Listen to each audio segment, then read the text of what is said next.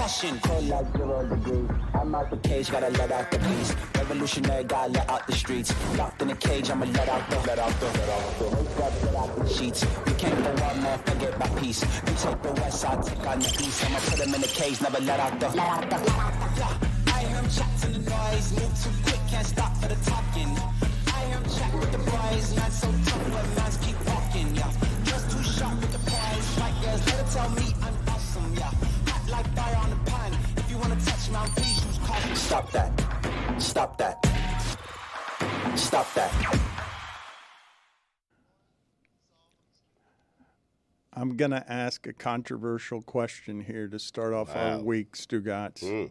Is Sam Hauser a better long-range shooter than Larry Bird at Le Batard Show? Shot for your life?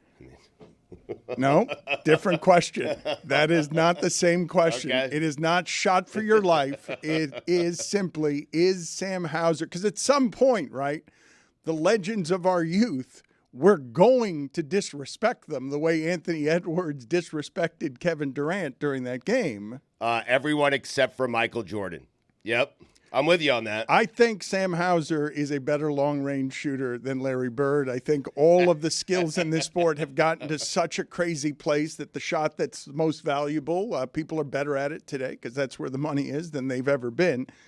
Brian Scalabrine said the thing, Stugotz. Yep, Scal. He said the code red was ordered and that Eric Spoelstra. Come on. What are you shaking your head about, Roy? Skull.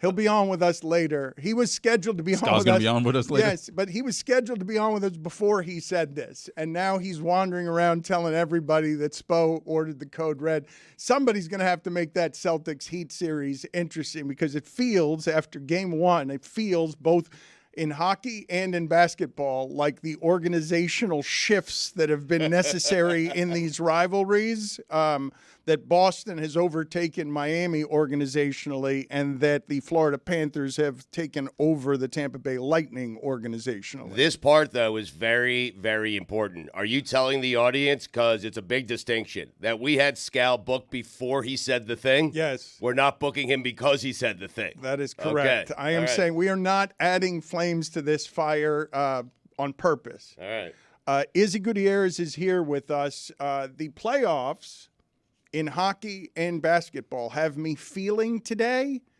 the sports slothy I feel on Monday only after football. But how? Nothing started yet. Yep. Good point. There have been no upsets. No road teams won. The playoffs haven't technically started yet. Put it on the poll, Juju, at Le Batard Show. Have the basketball and hockey playoffs actually started yet? Yes or no? Because in basketball, the games weren't even interesting. No, just the one that I fell asleep on at the end. I have no idea how that game ended. I saw the score. I was like, OKC Pelicans, that's the one game. But the rest of them were bad. By the way, it's not a code red because if you take out Jason Tatum, the Celtics are still sweeping the Heat. So slow down, Scalabrine. Slow down. The Celtics, Stugotz, at one point during that game, I didn't see the final numbers, but 66% of their shots were threes. They never lose when they shoot that way. They often shoot that way because they are completely overwhelming offensively. One of the reasons this series doesn't bode well for Miami is because Miami is not as good at offense as Boston is at defense and is not as good at defense as Boston is at offense. Well, I don't know if you guys want me to do this because Mike's not here. And, when Mike sort of speaks about his current fandom or lack of fandom when it comes to the Miami Heat, I feel like people are sort of rolling their eyes. Yeah. But I feel like watching this Boston series, just the first game, I kind of understand it now. I understand his position. I'm not fully backing him. I think if you're a fan, you got to stick with it. But I understand his position. When you look at Bam and Jimmy are effectively a duo that is, not a perfect fit, kind of like Tatum and Brown, a duo not exactly a perfect fit. They've tried to add the pieces around him. They've tried a Kyrie Irving, a Kemba Walker, this guy, and now Kristaps Porzingis. And now, in that time, they've also added a Derek White. They've added a Drew Holiday. Now that imperfect duo looks like they're on an all-timer type of team. That's all Mike was asking. We've got Jimmy. You've got Bam. put the right pieces so where 5 years down the road, you have this unstoppable team. He was looking for his, Jason Tatum was looking for his Pau Gasol. He got it in Kristaps Porzingis. Jimmy and Bam still are looking for their Pau Gasol. Give it another year. And this is where I'm saying with Mike is like, don't give up. Give it another year because Woj is telling you Miami's in position to maybe get another big-time player next year. And what will that team look like? It would look way better if you're playing with a Donovan Mitchell in there the same way this Celtics team looks with a Kristaps Porzingis. So the Celtics are actually doing the Heat thing better than the Heat. Tyler Hero has done some damage to his value over the last few games of inefficiencies. And I don't know about the rest of you as it regards this sport, but I still find it disorienting to see the 7'3" guy shooting from 30 feet. So well, too. Why would anybody block that shot? That has been almost the entirety of my life a terrible shot.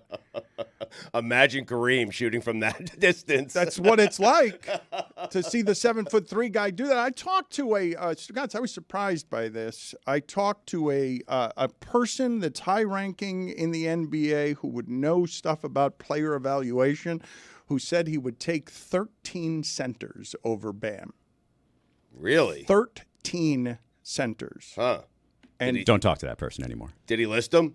he did. Really? I'm gonna get the list for you. Porzingis was one of them, but one of the reasons for it is the stretching of the floor that Bam doesn't do the way Porzingis does. I still don't think watching that game that Bam wants to be taking the threes. He'll take them, but it doesn't feel like he wants to be taking them. Not his job. There's a whole other side of the floor that Porzingis could not do any of the things that Bam does. Izzy, you made good points, but they are playing without Jimmy Butler. I mean, it should be noted. No. I'm not saying that this Heat team is what it is. I'm saying if Jimmy was there, they would still You are be saying underdogs. this Heat team is what it is. That is what you're saying. You're saying it is what it is. I don't know what that is. What is that? You got me. I'm saying the pieces around them have not gotten good enough over the years. We're still, we have enough. No, it needs to be overwhelming. It used to be back in the day with the Heat Big Three. That was overwhelming talent. What are you going to do with that? Now the talent's more spread out. There's duos all over the league. It's whelming, you're saying. It's whelming talent. Yes. And this whelming talent here in Miami is just not enough to get people like Mike excited who have been on this train the entire time. Brian Scalabrine is in the middle of it right now. He is catching heat from every angle. Clearly, Drew Holiday pushed Caleb Martin into Jason Tatum, but Scalabrine is out here calling dirty play. He is saying that the code red was ordered. So tell me how you imagine, Scalabrine, and it's good to see you again. Tell me how you imagine that code red was ordered. I should tell you on the front end that the reason the timeout was called with a minute and a half left is because he was challenging something on the court. It was not, I don't believe, to tell somebody to injure Jason Tatum. No, you guys got to understand the code red in the NBA is not, we're going to go out there and injure your best player. It's, we're getting blown out. We're going to go out like this. This is a 7-game series. We got to make a stand. And I mean, listen, I don't have a problem with the play. Just like I thought the play was Bush League in the sense of he ran into it. He took advantage of it. He braced himself. He ran into Jason Tatum while he's in the air. Normally, that would happen with Tatum falling into the cameraman in the front row, but he got his legs taken out from underneath him. So I thought that was a Bush League play. But also remember, see, I'm not jaded by all this.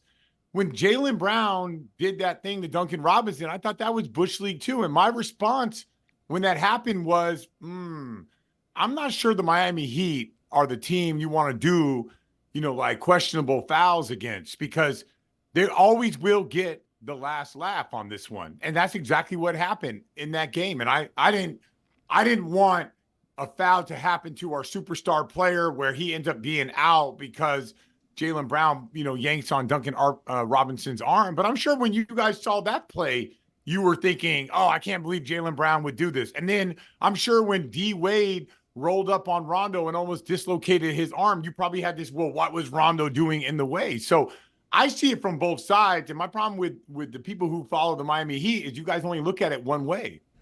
Well, Scal, let me ask you this, because if it's one thing is as you said, Caleb Martin was trying to be overly physical. Maybe, it's not really in his history. He doesn't really know how to do it and went a little over the top. But I think where people might have had an issue with what you said is the idea that Eric Spoelstra, who, many people believe is the best coach in the league and who has been through this before, would then order that at that point of the game. That, to me, sounds like a disrespectful element of your take there. And so I'm just wondering what it is like, what it sounds like, you touched on it there, when a coach does order the code red, let's say at the beginning of a playoff series like this. Okay, so let me ask you this question. They show the Jaylen Brown twist on Duncan Robinson's arm. Let's say the Miami Heat show that play 6-7 times in a row before the series. Okay, is that planting a seed? Is that saying we're not going to let this team do this to us? Is that saying, look at what they did to us? This is what we got to do to them. Are you guys thinking that the Miami Heat went into the series and did not show that play to their players? I'm thinking that, yes, that play might have been shown. I don't think that they said retaliate in the same way. No, well, okay. And then do you think that during that timeout, or during any timeout, by the way, do you think that Eric Spoelstra says, come on, guys, we're down by 32. We're just going to lay down and get punked? We're not going to send a message? Now, I'm not saying he said, go run over Tatum and hurt him. I'm saying, come on, guys. We're going to send a message to these guys. We're on a long series right here. This is what we're going to do. Now, if you think that was not said throughout that game when they're getting punked by the Celtics, if you think that was not said, then I think you guys don't buy into your Heat culture of the biggest, strongest, nastiest, toughest team in the NBA. They're the ones that put it down in the paint, right? Yeah, I believe They're the ones that was lay said. it out there. I believe that was said throughout the game, and I believe the response you saw was in the fourth quarter where they got the game back to 14. This element, this part of the game where Caleb Martin took him out, that was after they showed, hey, we got some fight in us, yada, yada. So this, again, to me, was Caleb Martin just trying to do something, be a little bit overly physical, not really great at it, and maybe got shoved by Drew Holiday. So I just think the implication of the coach ordering that is probably where people are like, I don't know about that. So this is how you would feel if Draymond Green ran into LeBron James? Draymond Green and Caleb Martin, two totally No, different I'm just resumes. asking the simple question. If Draymond Green went up and just, bam, trucked, let's use any player. The national media is saying, it's all good. It's not a dirty They're not play. saying Are I they would saying Kerr Steve ordered Kerr it. ordered the code red, though? No, I wouldn't. I would definitely no. That historic. The Golden State Warriors don't have the baddest, meanest, nastiest team in the NBA. They don't have that on their in the middle of their court. Scal, let me help you out. And by the way, listen, you guys don't get it twisted. From my point of view, I love what the Miami Heat do. I love the way they play. Jimmy Butler is a hard guy for me not to like. Like the way that he brings it every single day. I get it. He's hurt and all these things.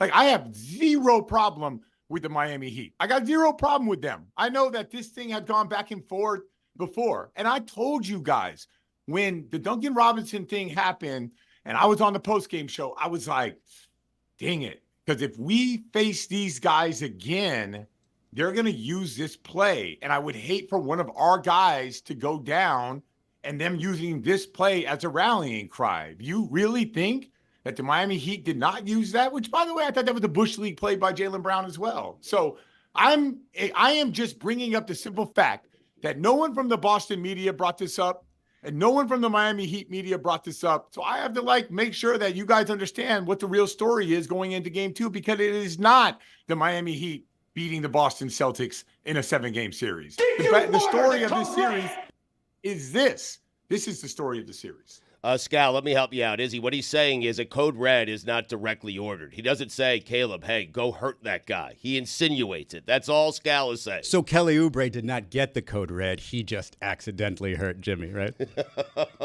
This is from Tim Reynolds. Scalabrine on Sirius NBA Radio repeats his claim this morning that Caleb Martin was dirty and Eric Spoelstra ordered the team to not lay down in the timeout, even made the code red allegation again. He also goes after Miami media for ignoring this, and then the dismount. Hold on. That's not true. Hold That's on. not true. And then the If dismount. you're going to say, no. Hold I'm not on. going to allow Hold Tim on. Reynolds One to more do that. word. No. One more word. We're not going to just. Yawn. Yawn is what Reynolds says. Yawn. I don't care what Reynolds says. I am mad at I'm with you. the Boston media at this one. I'm not Miami. Why would they call out Eric Spoelstra? I get that.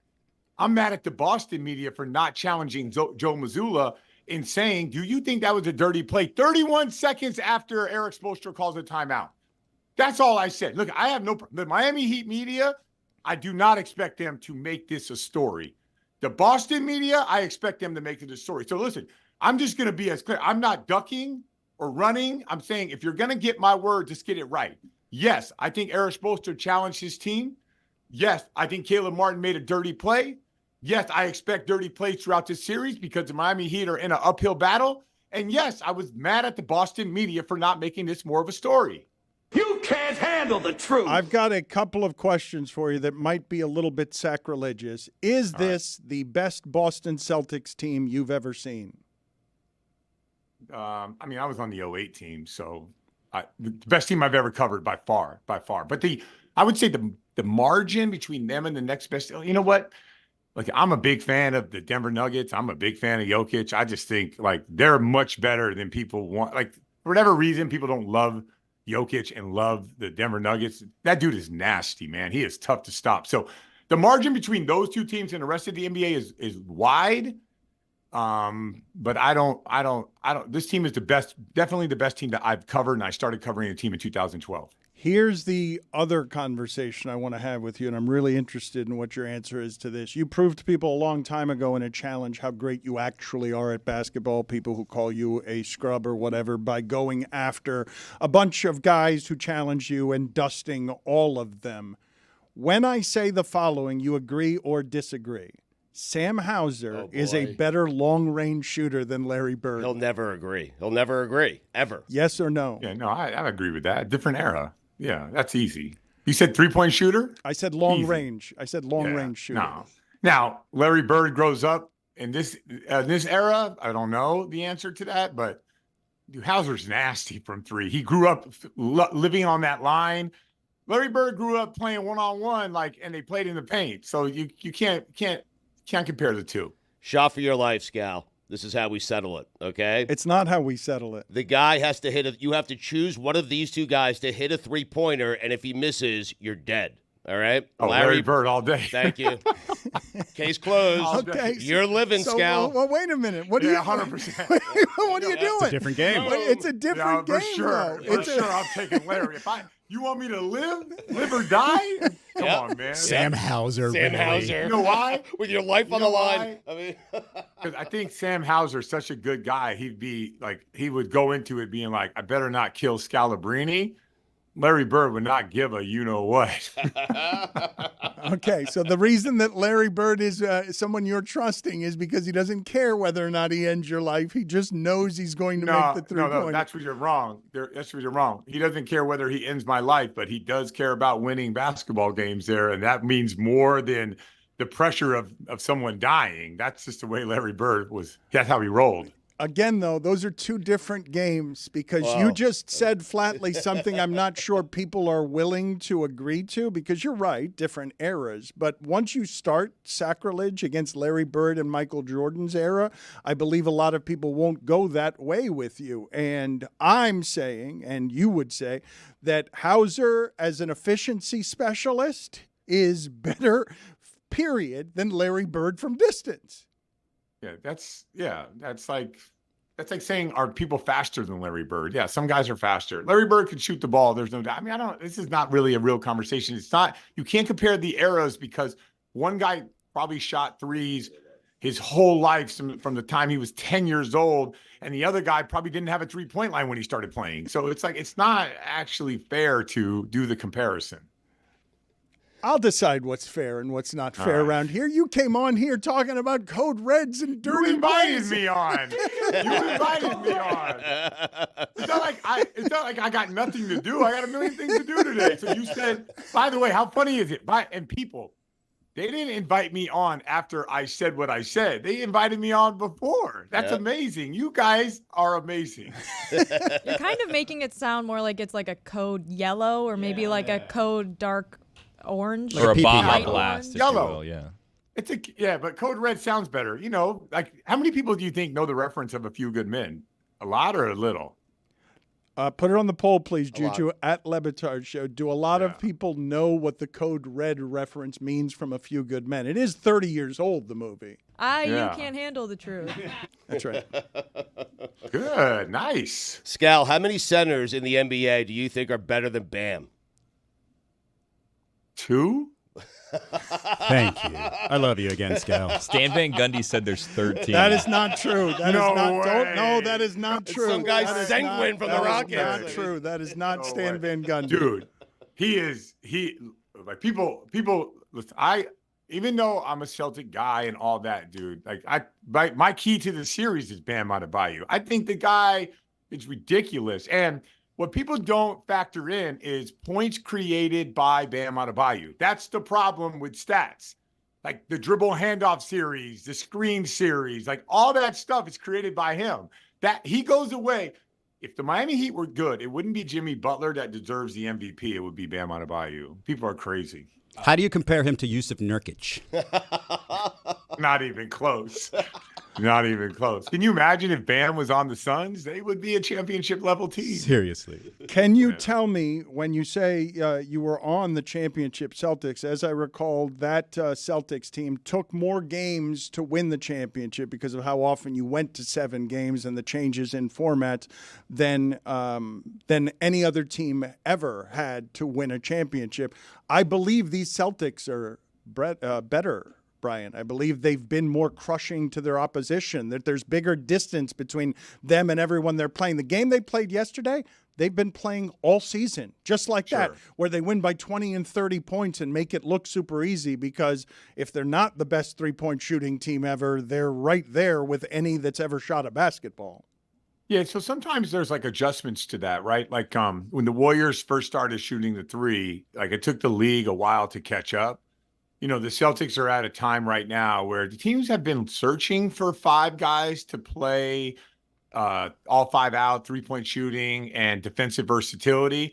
The Celtics just happen to have like a good group, like their draft assets, and they were able to land like a Porzingis and a Holiday to push to move the needle. So what I would say is, like, when you look at the margins, like the margin between them and the next team, they're a year ahead or 2 years ahead of everybody else, just like the Warriors were when they won that first championship. They were just lapping the field with their motion offense. So I do think this is like the first time we've ever seen a team like that. I think it becomes really difficult to guard. The difference between our team is we weren't very different than any other team. We walked the ball up. We executed just like most teams. Defensively, we were, arguably one of the better defensive teams in the history of the league, and that's what we hung our hat on. But also, when you go through those game 7s against Atlanta, like we got blitzed in transition, turnovers killed us. Like there wasn't enough offensive margin for us to sweep teams 4-4-4. So that's where, if you match us up, our physicality is very different. But let's be honest, like our boy Kendrick Perkins, come on, he's not playing in a series against this team. And he was like a catalyst for us defensively. So the game has changed a lot. Brian, good talking to you. Always good talking to you. Thank you, sir. I'm sorry, All right, Scal. I love you, see Scal. I listen to you and Frank every day. We're good. We're good. We're good. We're Don't good. apologize to him. Stand your ground. Don't apologize to him. We're good. I just want everybody to know, like, I'm a fan of everything the Heat do, but it's odd that everything gets swept under the rug. That's all I'm saying. He's the co-host with Frank Isola of the Starting Lineup weekdays on Sirius XM NBA Radio. He's also the Celtics analyst on NBC Sports Boston. Clearly biased and compromised. Thank you, Scalabrine. See ya later. Let's do of course. Let's do this segment here with Ron Magill. We'll get back to Heat talk in a second, but people are really mad at our show, and I think from what I can gather, Mike, these are just people coming. I'm mad at our show. You said that they were better this year. They're not. They're not a good team. They were. No, they were hurt. That's a roster construction. A bunch of guys that get hurt. Tyler Hero always gets hurt. Jimmy Butler gets hurt. Tyler Hero will be maddening. Bam Adebayo will confuse you. That's who they are. Strength and conditioning problem. Mm-hmm. I just don't think that you can say they're not a good team. Like, You can also say that Boston got a lot better, Dan, Yes, because that's yes, that agreed. okay, but they're not close to Boston agreed. right now. They're not No, close. but nobody is. Well, the Knicks are. No, So why nobody try? is. I don't understand. Boston added Porzingis and Drew Holiday. We added Thomas Bryant. Agreed. That Max Strus ended up being a big loss, huh? Yes, because he was a fully formed player. We're all here developing players. They're just Ron McGill's here talking. When did the Heat become the developmental league for other teams is what I want to know. Been to the finals 2 times. Billy, you've been offering me a sentence for 2 days. How so? Like where it's one Well, sentence. if I say more than one sentence, I get kicked out, so I got to keep it tight. I mean, he's right. I mean, they develop other players. The other players go elsewhere. I mean, it's happening. It's going to continue to happen. Hello, Ron. You guys sure you want to talk to me? I think you all need some therapy over there. Things are going a little awry. What do you think? Why don't you you go ahead and give us your assessment as a longtime friend of the show who has great concern as he looks down upon us from a more reasonable, sane place. I'm just afraid Mike's going to blow a vessel. I like the guy. I need him for my highlight next year. I want him to settle down a little bit. That's feel bad. another team. Jeez. We realize that we're not good enough. Change is coming. They were in the finals. And we were in the 2 years ago. finals. That's 2 what years you ago. do. Woo. Yeah. Well, got to keep up. I mean, okay, you guys can keep saying they were in the finals last. It was less than a calendar year ago. Same for the Cyclones. Exactly right. Exactly. The Cyclones were in the finals last year too. Yeah. And we kind of didn't get better this year. Got to move on, Dan. There's always next year. Cone's ownership knows what they need to do. Got to want to earn. I mean, the Dodgers added Ohtani. Right. I mean, Got to want to learn. Exactly right. Got to want to earn. Got to want to learn. And You got to know move it. on. They're not good enough right now. I got to do something. Dear Pat Riley, do something. Add somebody. Make Jimmy Butler your third best player, and you got a championship contender. Right on. Guy don't want to earn. Dynamite day. Got to want to earn. Got to want to learn. They rhyme. Thank you. Am I right, Ron? Yes, sir. You are. Okay. Ron, So which animals gotta want to learn, gotta want to earn the most? The mouse. The mouse. Everything wants to eat and kill the mouse. If you don't learn, you don't earn, you're going to be eaten. How about that? It's a gacky. Wow. That's interesting. No, Tony, why aren't you saying anything? You're the basketball guy there. You're probably the best player in the studio. Why aren't you saying anything? Look, Ron, I feel like I'm co-signing everything that Mike has to say. Everything that Mike said, I agree with. Plus, I'm a Wolves guy now, Ron. I love the Wolves. What? Really? I'm a Wolves guy That's now, it? yeah. The animal. Anthony Edwards, I was like, you know what? I like him. You can't come back. Wait a minute. You're now with the. You're a Minnesota guy now. Right now, I'm a Minnesota guy. Yeah. Until the Heat bring me back. Wow. Ron, why are ferrets so expensive? I was at a pet store the other day and I was buying dog food and I walked by and I saw a ferret was $400. Why do they cost so much, and are they good pets? First of all, they have a very, very bad smell that's almost impossible to get rid of. It's a musk. Anybody who has a ferret as a ferret as a pet, you will know it the minute you walk in their house. You just kind of go, it's horrible. Okay. Now ferrets are become like designer ferrets. You know, they have different color coats of them, so they get a little bit more expensive that way. I would never buy a ferret in a pet shop anyway. These exotic animals, even though ferrets now have been bred generations now for human care, but I would get with a reputable ferret breeder if you want to have one, but realize that this is not an animal that is going to make your environment smell good by any stretch of the imagination. They can be very curious. They can be destructive.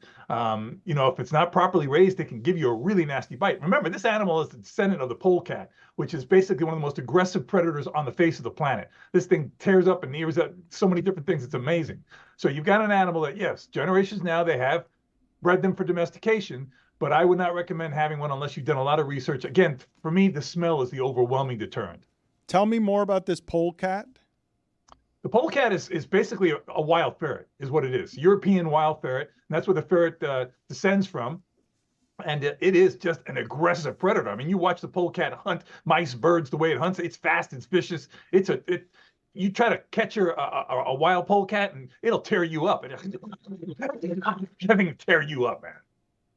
Ron, my fishtail palms are overwhelmed with beautiful red cardinals, and I found out that the cardinal it's not a migratory bird. Actually, they stay in Florida all season long, and I was surprised to learn that. Are there any migratory birds that just loved it so much down here they decided to just take up full-time residence? That's a good question. The bird that comes to mind, believe it or not, is the flamingo. New Yorkers Flamingos now have taken up residence in various parts of the Everglades. There's a movement now to make it the state bird of Florida. These are migratory birds, came from the Bahamas, came from Mexico, came from Cuba, and now a bunch of them are staying here year-round. And that is, to me, that's a great sign. It shows us that the Everglades restoration has been working. These animals say, hey, you know what? It's not so bad here. We don't have to leave, and we're staying. So that's a bird that comes to mind that I think could make a big impact in the next year or two. Ron, are there animals that retire like humans in the sense that like they know this is the end of my life, let me move to like this other destination and that's where I'm going to kind of live out the rest of my life? I'm washed. It's not like they move from New York to Florida. No, it's not like that.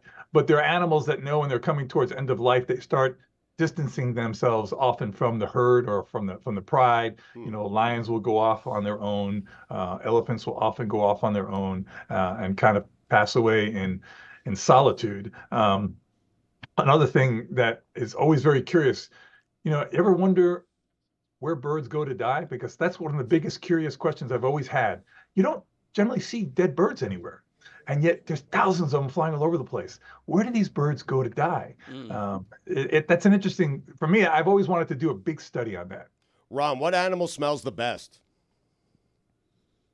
You know what animal smells really good? It's called a binturong. It smells like butter popcorn. Nice. It's a really cool smell. Yeah, the binturong. Butter popcorn is what it smells like. What is that? What kind of animal is that? It's an omnivore. They call it the bear cat. Google it. You'll see it's hard to say. It's in a family all its own. Does not look like it popcorn. looks horrifying. Yeah, I don't want to judge this book by its cover. Well, it smells like butter popcorn. It smells wonderful. Is it possible birds don't die? No, birds die. Everything not that lives what's dies. possible. Sometimes Billy, longer than Billy, others. But Billy, what? Do they ever die in midair and literally fall from the sky? There's the binturong, and they do. They do. It's happened. These phenomenons that have happened in Europe, like huge storms, and all of a sudden, literally, it has rained dead birds. Like hundreds of them fall out of the sky dead. Are birds subject to heart attacks? Yes, they are. Wow. Wow. Can they do anything to prevent it, like a pill or exercise or anything? Baby What does aspirin. birds do to exercise aside from flying, I guess? Well, that's pretty good exercise, Billy. Think about it. Yeah, it is. I've never done it. Are there aviary cardiologists? Is that like a specialty? All right, There Ron, are I'm going to eight- go there- to there are this eight- video. I'm going to go to this video real quick of this man in Florida. Of course, it's a man in Florida, and he's wrestling with bare hands and with bare feet. He's wrestling in the street, in the middle of the road, in a flannel shirt and a trucker hat, a gator, an 8-foot gator. He's an MMA fighter. He went viral last year for trapping a different gator in a school parking lot. And according to Fox 35 Jacksonville, he was attending a hockey game with his family when the sheriff's office alerted the Fish and Wildlife Conservation Commission about the gator disturbing the peace. So they dispatched this guy because he's an official alligator trapper. What do you do with this video? It's a look at me, Louie, as you guys would very well say. Look at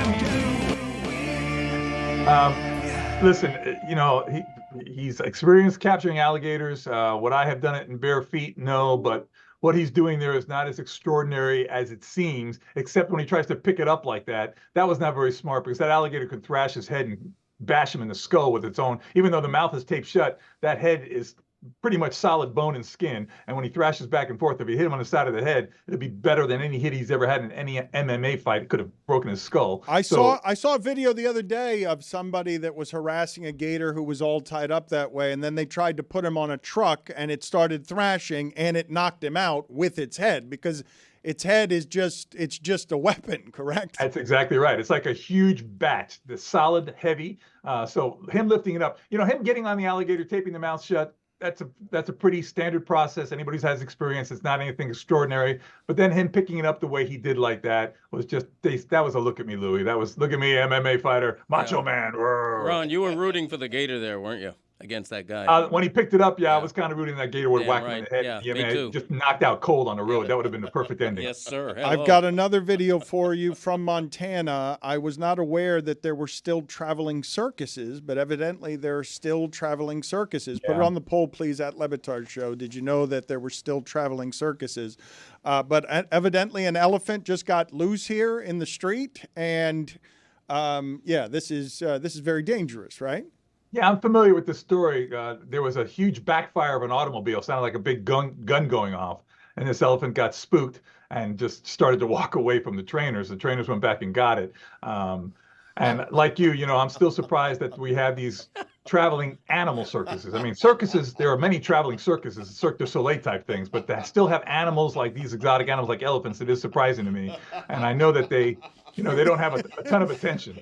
Yeah. Why are you guys laughing so hard? Stugotz to see an elephant walk through a parking lot. Wait, Stugotz is legitimately delighted by this because there was something like horrible and sad and out of the past about that elephant walking past in Montana an incredibly sad casino and through a parking lot casually. It's just weird. Yeah, the elephant went into a 7-Eleven and bought a pack of cigarettes. But my question to Ron is this. That joke didn't really land the way you wanted it to, did it? We all just stared at you. Didn't land at all. How much effort would it take for an elephant to knock over a large car? Would that be simple for a full-grown elephant? It wouldn't be simple, but it's certainly doable. We've all seen the videos of these big bulls. Now, this is a smaller Asian elephant. She didn't have any tusks or anything. She could certainly damage and rock a vehicle. I don't know about flipping it over, but she can certainly do a lot of damage. But we've all seen the videos of those big bulls in Africa that flip these massive, Land Rovers. Right. So you are the you are strength. such a hack. What do you mean? You are such a hack because you're like, hey, he bought a cup of coffee, and then you forgot what your question was because your joke didn't land. Pack of smokes. He bought a pack of cigarettes. It's not my, You're just elephants smoke. But Dan and Not a I lot were of on this. people know that. Dan and I It's were on the true. sad casino though. You're a hack. We were doing casino bit. You had to get in with it. Can you imagine the elephant smoking All cigarettes? right. If the elephant goes in the casino, Yeah, he's allowed to smoke. Paying That's cash, true. He's using allowed his to smoke Apple in a card. casino. Yes. Ron, do elephants smoke? No, they don't, Billy. Oh. That's why they live so long. Am I right? Hack. 7-Eleven pack of smokes. You didn't even have a question after that. I like had you a were question. you were playing to the crowd. How you were, difficult you would were it be doing for finger guns to the crowd. Hey guys, how funny am I? An elephant smoking heaters. Isn't that funny? it's visual Went in humor. and bought them himself with currency. It's Where does he visual keep humor. the coins? Imagine how big a cigarette would be to be corollary to an elephant. Like a cigarette here in my mouth. How big would a cigarette be in an elephant's mouth? It would be the size of like a baseball bat, right? Yeah. Something like that. Would it Ron? use its trunk to take it out of its mouth? I don't know. Thank you, Ron. The size I of a really baseball think. bat. Thank you, Ron. You're right. I think an Good luck with the elephant. rest of the Thank show, you, guys. Ron. Thank you. Been looking for those for a long Thank time. you, Ron. An elephant can grip a cigarette. Thank I you, believe Ron. That. Thank Bye, you. guys. I think of this man's comedy as sort of acerbic, dark. It's got a wonderful acid tinge to it. But about his Knicks, he is sunshine. He is in love. It is strange to see what a childhood boy Sam Morril becomes around his Knicks. And last night you were courtside, correct, with all the celebrities because you're living your sports dreams Wow. right now, sitting next to Latrell Sprewell as you're stealing a playoff game in the most magical New York you've seen in 2 decades. Yeah, pretty stupid. I'm right next to Tibbs last night. I mean, best game maybe I've ever been to. That was epic, man. That's a prisoner of the moment, and yet Dan. I don't think he's wrong. No, but I think New York has already they've been swept up. It's not just that they won that way last night, Stugotz. It's the guys doing it the way they do it at the end, where they'll fight you they'll bite your face off to get the basketball back. It was incredible, but what Sam is doing is what Knicks fans do. It was the greatest game he's probably ever been to. There haven't been many great games there in my lifetime, in Sam's lifetime, and I guarantee you, Isaiah Hartenstein, whatever his name is. Oh no! Hartenstein. No. Excuse me? No. I guarantee you Hartenstein has become a top 5 player in Knicks history, according to Sam. I guarantee it just after last night. And I guarantee you knew his name and you were just trying to rile me up because you got it correct right there. Isaiah Hartenstein, the beauty of what he did last night, and to do it in front of Stephen A., the guy who trashed him. The guy who said, some guy named Hartenstein. Some guy named Hartenstein just played his ass off. Every big floater, shot 7 of 8 from the field, got the game-saving rebound and the game-winning block last night. Stephen A., you don't really you don't deserve this with us. You didn't earn it. You weren't down suffering when we were suffering. That's the joy of being a fan, that it feels good because you were there when things weren't good. Wait a minute. Things weren't good. I think Sam. Front office move. I think Sam needs to be our new commissioner of fandom. That Yes. Sam gets to tell you who's allowed to be a fan or not allowed to be a fan of this team because you've fallen on your face. You're a giddy school child. It's absurd. Does Stephen A. not feel like the villain in every movie? He's like, I don't believe in you. And then that guy makes the game-winning play. That's Isaiah Hartenstein. Oh, some guy named Hartenstein. Oh, now you're cheering for him? You don't get to do that. Stephen A. is like the guy in the movie who calls a girl ugly, and then she becomes hot, and he's like, I always knew you were hot. I always knew it. No, you didn't, dude. You're fair weather. Sam, you can enjoy this without going after Stephen A. all the time. No, but he's Can right. Can I, Dan? I know, because I don't understand it. You've got a big victory. It's 2-0. Who It cares? was beautiful. I'm sorry. I got swept up in the moment. I mean, look, Isaiah is great. Dante is money. The beauty of this is Jalen has not even really found it this series yet, and we're still finding ways to eke it out. And that's really Tibbs basketball. That's the culture here. Is Josh Hart has just been brilliant, and OG Anunoby's D and Deuce and Boyan on the bench have been phenomenal. It's been a team effort. It's been awesome. Mike Ryan, are you annoyed by this Knicksdom making its appearance here on our show for the first time in 20 years? No, it's earned. They're up 2-0 on the Philadelphia 76ers. That building was everything that we've been told it was supposed to be. No. They get to enjoy their moment as also a commissioner of fandom. Well, thank you. I appreciate it. Who's the commissioner of fandom going to be? I'm good, Sam, because you are dopey child around this team. So you're sitting next to Spreewell, and how does that go? Like, is the childhood you sort of, lightheaded? I was next to Spree last game, not this game. I was next to Tibbs last game, so it's a different vibe. Spree. That bugged me out because I was trolling Josh Giddey. We lost that game. That was against OKC. And, you better believe I had some creative insults for Josh Giddey. Really? It's not that hard these days. But I was stomping, and they missed like 3 out of 4 free throws. So Spree started high-fiving me. He's like, he's getting it done. I was like, this is all I ever wanted, man. I'm so jealous. Spree is recognizing my fandom. So, yeah, Spree is the man. I did Garden of Dreams, the benefit there, so I got to do my thing in front of the Knicks legends. I took a big risk. It's like 5,600 people in the crowd, and they opened Garden of Laughs by saying they raised over $2 million, and I was going on first. It was a lineup of heavy hitters. It's like Bill Burr, John Stewart, a lot of heavy hitters, and they threw me on first. And right after they said they raised $2 million, I was like, let me take a risk. Let me do a riff. And I said, and it's all going to Diddy's legal defense fund. Oh, no. That got a big pop. And I'm like, all right, I'm good to go here. And like I got off and I got a big hug from John Starks. It's like that. Yeah, I'm giddy. What can I say? Okay, but you're an actual heckler during the game. You're a heckler. You're going after Giddey. I don't look. I mean, he went after some people too, if you think about it. But look, Joel Embiid.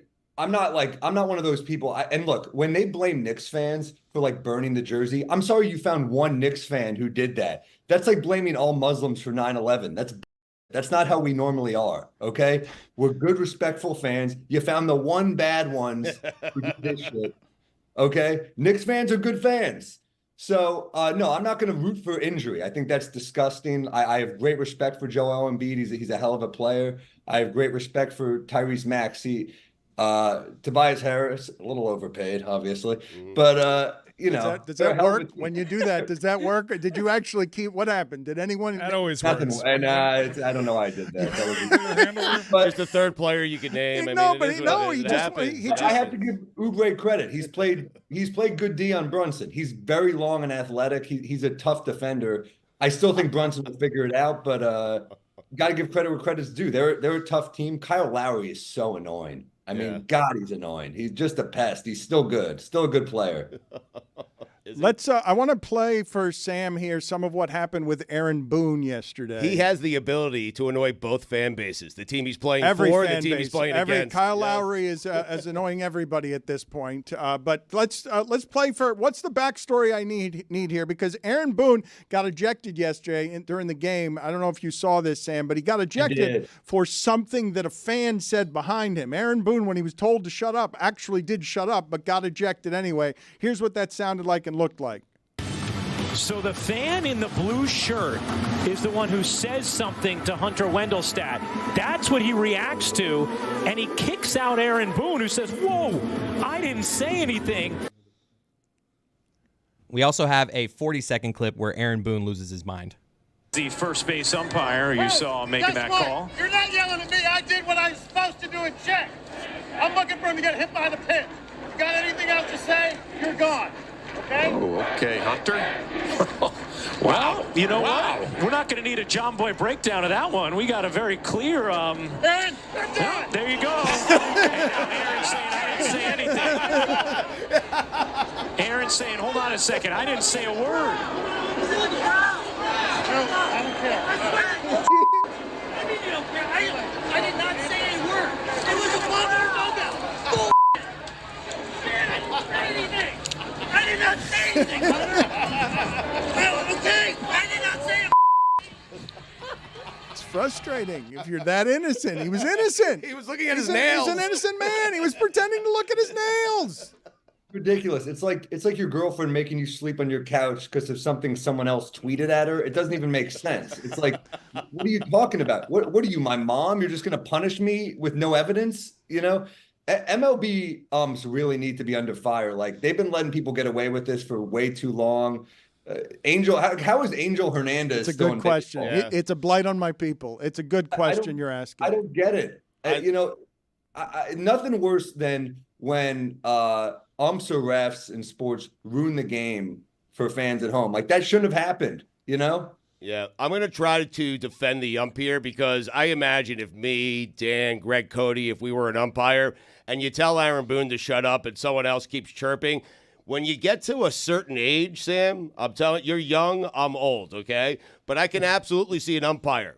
It's hot out. The sun is beaming on him. He's got all the equipment on, and he tells Aaron Boone to shut up, and then he hears someone he thinks is Aaron Boone, and he just ejects Aaron Boone. And he becomes stubborn about it. Greg would do that. Greg Cody would absolutely do that. You just hear voices as you get older. You have no idea where the voice is coming from, whose voice it is. You just kick someone out. Yeah, but if you're the umpire, you can't go, oh, my bad. You're right, Aaron. Why? Sorry. You can't do it. You can't do it. Once you punch a guy out, you punch him out.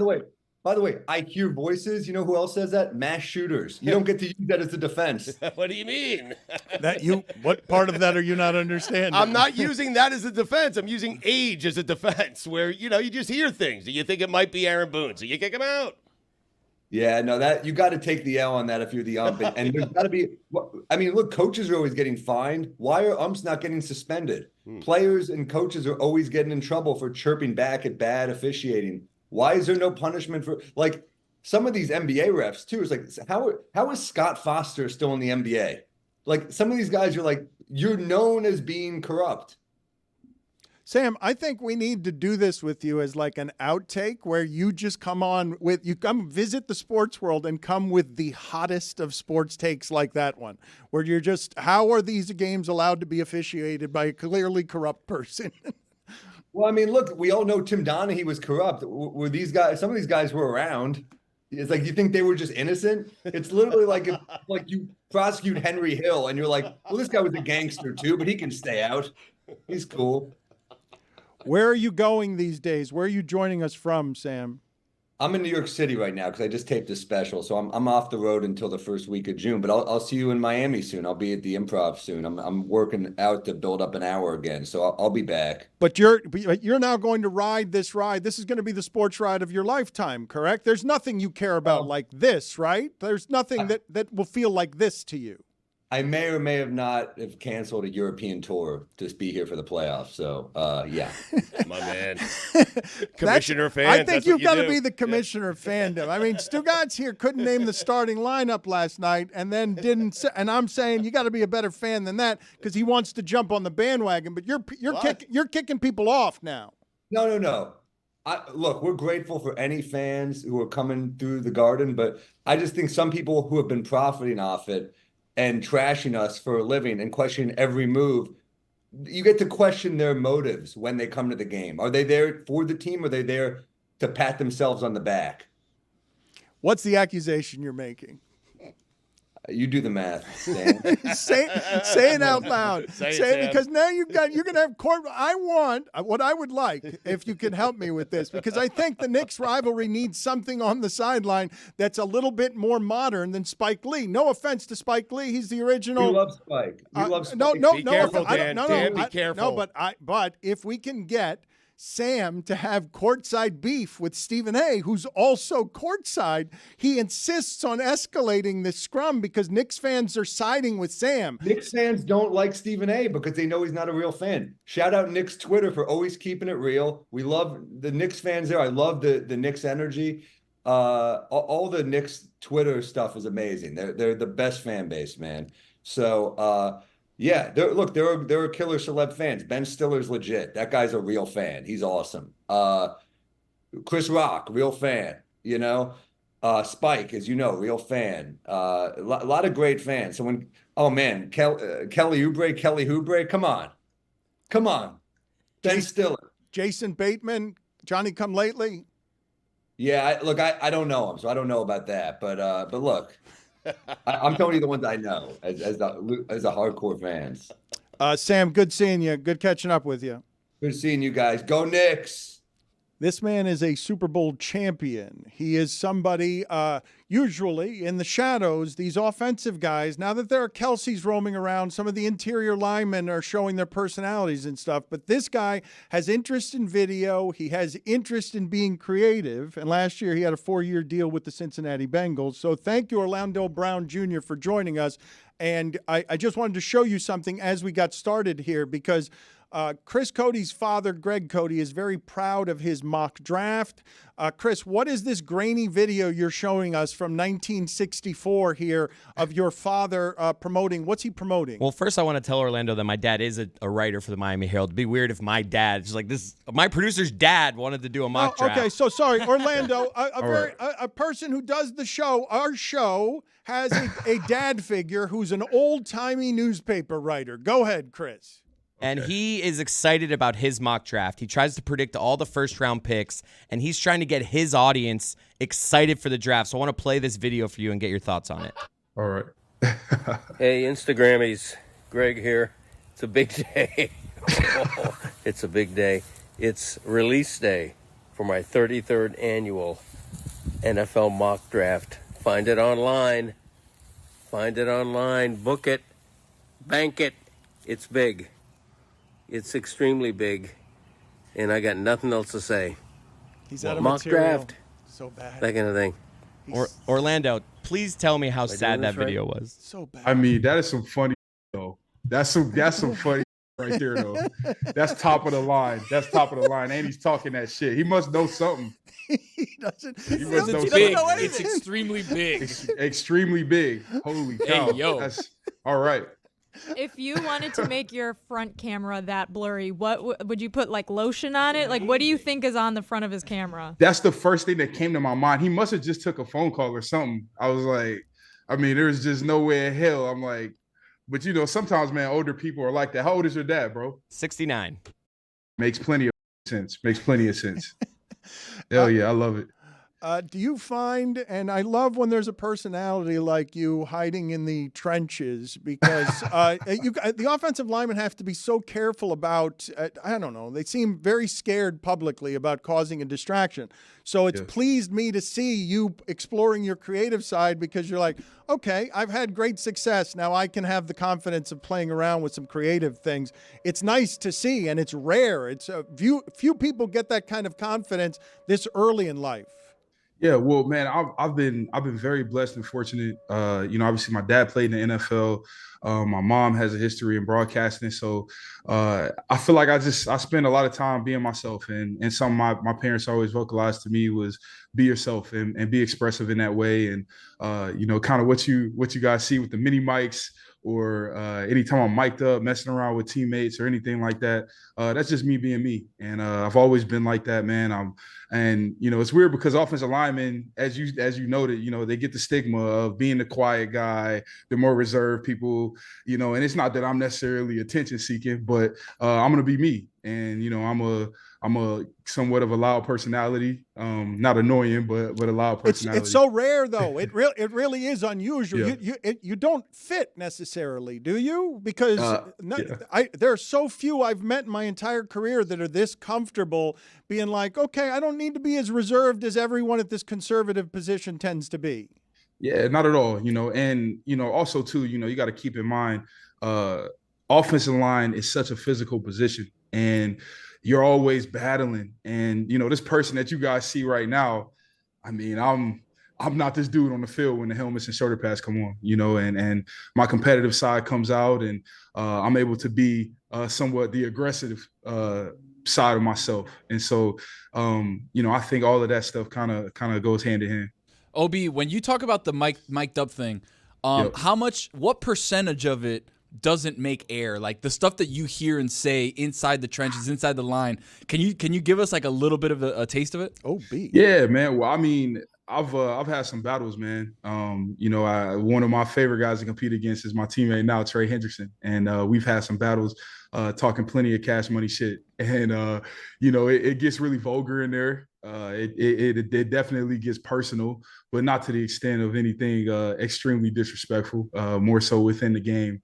But I mean, it's a lot of trash talking, man. I've guys have said all different types of things, and a lot of times, to be honest, man, some of your better players are normally your better talkers too. So how about this? Me and you, we do a side business together, right? We take this to the NFL. We give them the mic'd up rated R version, right? But you have to put it behind a paywall, and then we get to hear what you guys actually say, but you got to pay for it. Oh man, I mean, dude, that would do numbers, bro. That would do numbers, and I'm with that. How's your trash talk in traffic? We were talking earlier about I had an incident where I hit somebody who was trying to, cut a bunch of people off. I hit somebody with cheaters never prosper. How do you feel about that one? That's crazy, bro. I'm not a big road rage guy. I kind of got a lot to lose. I'm also big as hell, so I don't think anyone necessarily will use fists to fight me, but I'm not a big trash talker in traffic. I have had the bird thrown up at me a few times, but that quote, that's a hell of a quote, though. I don't know what I would respond to that with. Well, what the guy responded with was, I ain't cheating.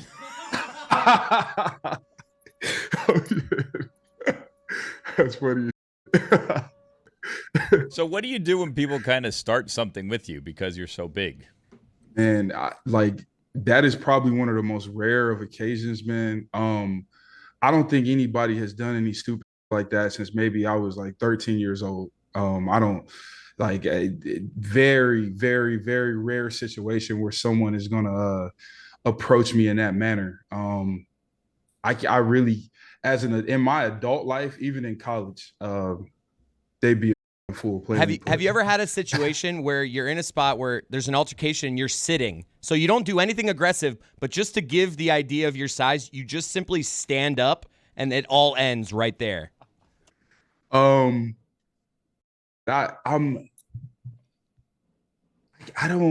can't think of anything off the top of my head. I can't really think of anything off the top of my head, but I think I'm definitely somewhat normal looking. Sometimes you see bigger people and they're kind of funny looking. You know what I mean? Like something's up. I don't know, like a funny feature, nose, ears, eyes, face looks weird. I somewhat look normal. You know what I mean? So I think a lot of times what happens to me is, people see me sitting down and then I stand up and they're like, holy, like you're way bigger than I thought you were. That's always the response, I would imagine. I don't think anyone has any idea the size and strength of what has to be out there to win a championship. I don't think the average human being, can you articulate it to them? Yeah, just in terms of size, like where do we? Well, when it comes to you, the thing that I'm amazed by with everything you guys do is I don't know what someone like you, your build, what you find strong. Like when you're up against somebody, I would imagine when I'm watching football and I see Myles Garrett, I'm like, that person's just stronger than everyone he's playing against. Yeah, he's a very strong individual. A lot of times for me myself, man, I'm a big dude and I pack a big punch. I'm heavy as hell. I do a good job creating leverage with my hands and my hand and arm angles and things like that. But, there are guys, man, and there are times where, a guy like Myles Garrett is incredibly strong. And, that's more so his functional strength, his ability to bend in the ankles, the knees, the hips, and create leverage through that type of movement and explosion. So, man, it's very football, especially offensive line, offensive tackle is a very, very difficult position to play, period. But, man, every now and again, you run up against those freak athletes, man. And, guys like Myles Garrett, incredibly strong football player. Draft day is tomorrow. You were drafted. How stressful is that for someone who's in the process of being drafted? Man, very stressful, man. For me, man, like it's always so weird because for so long, you've been on the team. I was in college for 4 years, in high school, and it's like that transition to the pros. Is somewhat a little bit strange because it's a lot of uncontrollables and it's a lot that you don't know that's going to happen. Or, I was told I was going to be a top 100 pick. I could go anywhere between 20 and 100, you know what I mean? But that's a lot of picks and that's also 2 different days. So, it's a lot of uncertainty, you know what I mean? That kind of comes with it, man. It's extremely stressful in the weirdest way, but everything goes away, man, when you get that call. I remember getting that call from the Baltimore Ravens and, seeing that 410 area code come up, man, and Ozzie Newsome on the other line. At that point, man, nothing else mattered, man. I was just happy to have the opportunity. If you're a draft prospect, are you memorizing area codes so you know as soon as it pops up on your phone who it is? Hell yeah. I got a call from Lincoln Riley. Coach Riley called me in the middle of like day 2. And I can't remember, maybe he had just spoke to a team or something. And he called me and I remember because I had stepped away from the TV. It probably was, man, late second round at this time. And my phone was facing down and I was like, who is it? It's like Coach Riley. I'm like, damn, what the hell does he want? And not today, Lincoln. Yeah, exactly. So, but yeah, no, I kind of tried to keep up with the area codes everywhere. There's a story of former player Larry Izzo having to use the bathroom, but he couldn't leave the field, so he had to poop in a bucket. And because he pooped in a bucket, he was able to stay on the field, and he got a game ball for that. Have you ever witnessed something happening like that? From Belichick, a game ball. Excellent question, Roy. Have you ever witnessed someone on the sidelines? I've never seen on the sideline. I've seen someone themselves. I've seen somebody take on a double team themselves, but thank God I guess we didn't have white pants on, but who shit I can't not just name dropping, no name, no name dropping, no name, but you know who you are and you know yourself. That's just plainly put. Can I get from you, I don't know if I push it, when you say that there are some guys who are talkers, because I believe that you would find stimulating the challenge of ad lib. If I made you put together a top 5 list right now of guys that you had to rank in order, talkers that you've faced against, even though you're not much talker, you say they tend to be the best players. Can you put that list together for me? Would you give me 5 names in reverse order? Yeah, I'll try to give you the best in order. Jadeveon Clowney, Melvin. Hold on. Yes, that's number 5. Jadeveon Clowney. Do you have a memorable back and forth with him? He seems like a terribly menacing man. Yeah, he is very menacing, man. We have a lot of competitive battles, but it's just a lot of talking out there. He's a great athlete. He knows he's a really good player, and he got a great feel for the game too, man. He's got a great IQ. So, everything is, I guess you could say he's playing chess with his shit talking, but he's really good at what he does. Okay, but he doesn't seem, I'd not heard before that, and this is a strong list if you're starting with him at number 5, I'd not heard before that he was strong here. He seemed like the quiet type. He tells you how good he is. Yeah. He's gonna talk a little. You know what I mean? Like he might, take a little shot here and there, all for fun and games within the game, man. But he's a guy, man, I love competing against. He's gonna talk a little trash. Number 4. Travis Kelce. I gotta put T. Kelce in there, man. T. Kelce's gonna talk that now, and he's gonna do his job at a high level. He's gonna let you know that he's doing his job. I probably should have him higher on my list, but I'm gonna leave him at 4 now. He's a baller now. I've seen him do some funny stuff. A good list. Say some funny stuff. All right, number 3. Number 3, I'm gonna go with Melvin Ingram. Melvin caught me plenty of times. I played with him in Kansas City. My rookie year, we played there on a Saturday night, and I remember he made a comment to me, and I kind of figuratively shot myself in the foot. I don't want to butcher it, but I think it was like he said something to me. He said something to me like, "You sorry as hell," and I was like, "You sorry as hell too." And he's like, "You admitted that you sorry." And I was got like, you "Oh, out there. shit." All right, Yeah, you got you. all right. You too then. You really got checkmated there. Yeah, You did admit you were sorry. Yeah. Oh yeah. But he's on my list. He's a dog. Number two, Brandon Graham, Philadelphia. Hey, everybody knows BG gonna talk that trash, man. He's a great football player. I mean, he's a ton of respect just around the league. But I had a joint practices against him my second year up there in Philadelphia, and then I played him my third year. Played him in the Super Bowl. Lot of talking between me and BG, man. Just a lot of back and forth, but it's all fun and games within the game, man. I got a lot of respect for him. And finally, number 1. I got to go with my man Trey Hendrickson, man. It's just shit. Hey, it's just it's a dogfight. If I imagine if Rocky Marciano talked, it'd be how Trey Hendrickson does it. I don't know what that means, but there you go. It sounds good though. White guy talking. Exactly. There we go. You're an ambassador for the Juvenile Diabetes Research Foundation. This is something that means something to you. I'm sure our audience fell in love with you. To learn more and help support the worldwide effort to end type 1 diabetes, you want to go, what is the website that you want people to go to? What is it that you want them to do? Visit jdrf.org, man. It's type 1 has pretty much been in my family, man, forever. My dad passed of ketoacidosis when I was 15, which is a form of a diabetic coma. My brother was diagnosed with type 1 at 8 years old. I was 9 at the time. Both of my grandparents, man, passed of complications of it. So it's just something that hits home for me, man. I've spent a lot of time around it, man. One of my best friends, Mark Andrews in Baltimore, we went to college together and played together in Baltimore. And, I've seen it firsthand with him being an athlete and my brother. And so, it's a cause that hits home for me, man. And continuing to, fight to make things more affordable for diabetics, whether that be pumps, insulin, whatever it may be. And, just continuing to, look and research for a cure as well.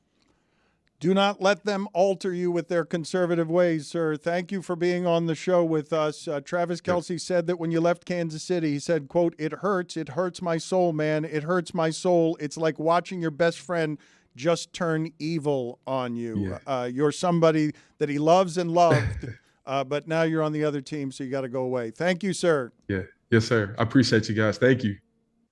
I'm on the goddamn Dan Le Batard Show. Yes, you are, sir. Yes, you are. You are brushing your teeth on the goddamn Dan Le Batard Show.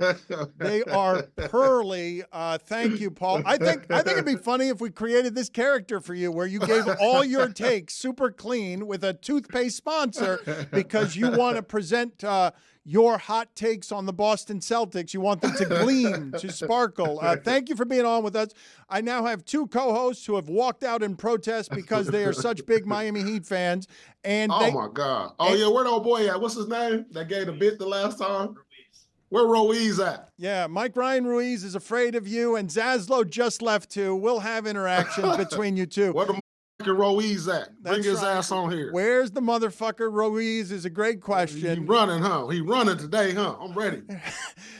Yes, the hatred for you is strong in Miami. You delight in this, correct? You were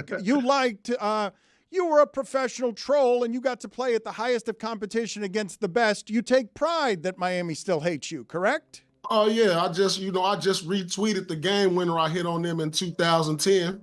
You know what I'm saying? So we got no love for Miami. So it is what it is. I bleed green. Y'all know what it is. So that's what it is. The game winner was super cool. Then what happened after that, the next few years?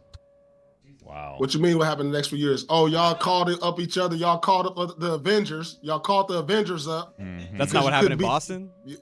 No, we didn't do that. It was the branding. Y'all had to bring the Avengers to the planet because we was destroying everything. Mm-hmm. Just following Boston's lead. A villainous swig from the coffee. Look, man, he played at the top of the sport, and that feeling. Right. You're talking about Game 5. This was 14 years ago. Yesterday, the 23rd. Oh, yep. Step back. Wop. Wop. Wop, wop, wop, wop. What? The truth. Play the other one. Play the other one that I hit on LeBron. All right. What about that one? All right, hold on a second. You're talking about Game 5. We'll get that for you. Yeah, we're talking. Play that one. Well, now we're doing greatest hits. No, we're not doing this. For that no, we won't play that. That Ruiz. Yeah, where he at? No, let's allow Paul Pierce to do some play-by-play commentary. On one of the most famous shots of his career. We'll get it in a second, Paul. All right, there we go. Because I just yelled at David Sampson a second ago.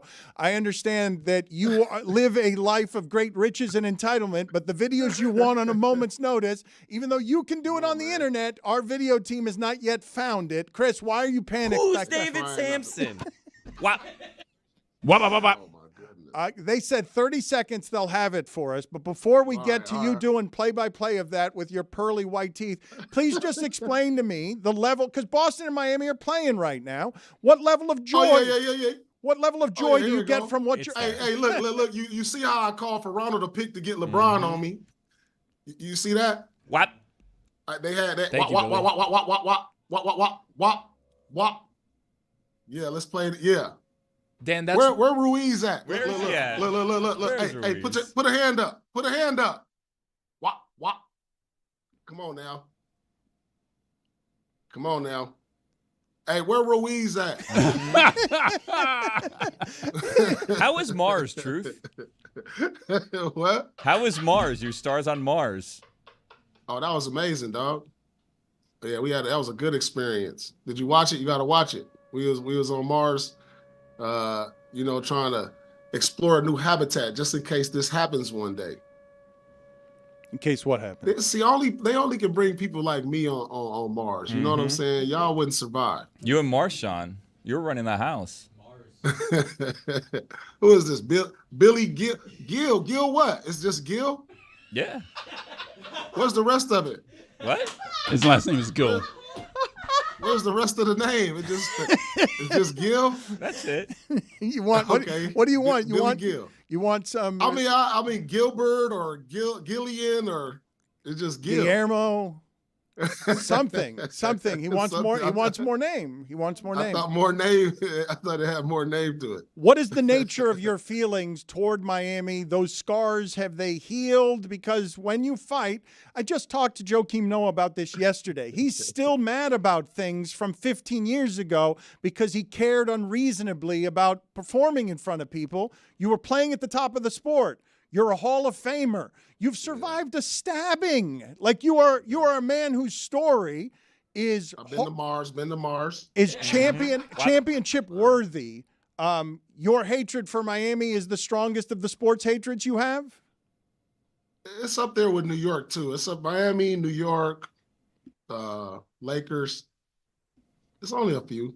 You know, you see, this is what's not in sports anymore, Dan. You know, because that is what people wanted to see. The hatred, the rivalry, the competitive spirit.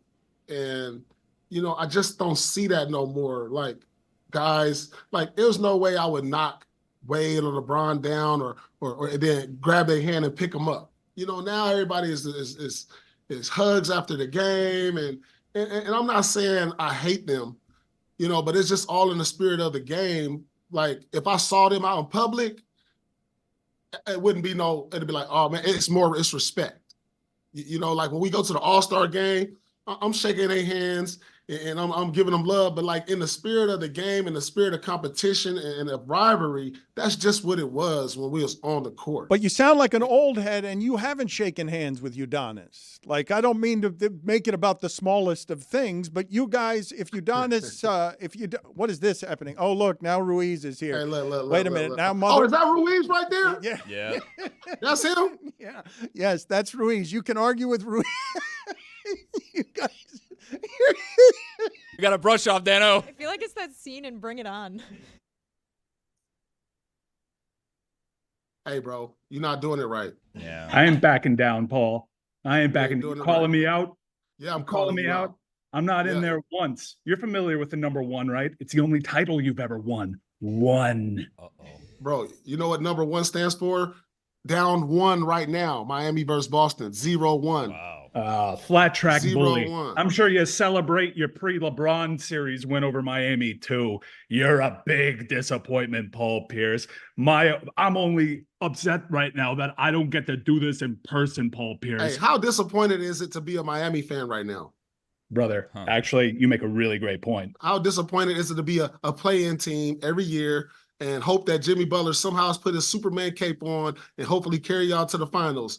How disappointed is? How is that? Just hope. You guys have hope. That's it. Well, I mean, Paul, they also have Eastern Conference championships because they beat. No, we don't wait. I don't want to hear no goddamn Eastern Conference championship. Nobody Oh, cares really? about that. You don't want to hear about Eastern Conference championships? You want to hear about 3 rings? We don't talk about Eastern Conference championships in Boston because we want to put that up. We probably got about 30 of those. Yeah. But we don't raise those banners in Boston, homie. We only raise championships. You got The only banners that you got, Paul, are when people used to wear belts around their socks. You got no champion. Yeah, you don't raise Eastern Conference championship banners because in my lifetime, what do you got? 3? How long you been alive? How many Celtics championships have you seen? Hey, man, you need to line up your wannabe Travis Kelce beard up. Come on, dog. You need to line it up, bro. Hey, line that wannabe Travis Kelce. Go get his barber. So he could get you right. Paul, did he invent the fade? I did. See, pull your hat off. Let me see what you got going on, dog. Oh, boy. No. Wait a second. I think you and I see the same colorist, by the way, Paul. I'm looking at that. That is suspiciously dark, Paul Pierce. Y'all crazy, man. Keep ducking me.